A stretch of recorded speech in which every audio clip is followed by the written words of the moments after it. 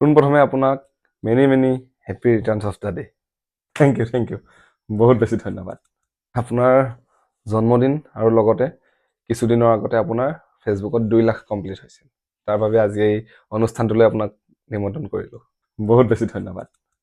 বাৰু এতিয়া আমি কিছুমান সমস্যাৰ ওপৰত আমি কথা পাতোঁ। যেনে মানে আপোনাৰ অসমীয়াটো ঠিক কিছু ফেচবুকৰ আপোনাৰ স্পেলিংবিলাক ভুল হয়। ইয়া গুড কুৱেশ্যন।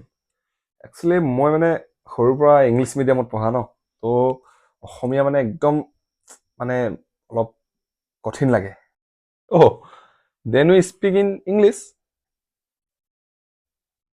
হে অঁ একচুৱেলি অসমীয়া মই মানে এতিয়া শিকি আছোঁ।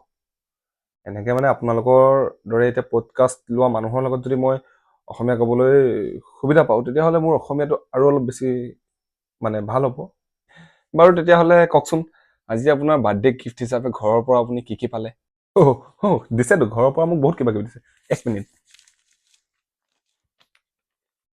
সেইখন হেৰি 5টা থাপৰ, 3টা কাণচেপা, চেণ্ডেলৰ বস্তুবিলাক অলপ দিওঁতে লিখা যায় যেন, তেতিয়া অলপ মানে খেলি মেলি হয়।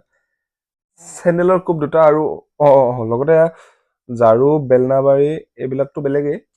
তাৰপিছত আৰু এইটোত কি লিখিলোঁ? হেতাটো ফেভৰেট।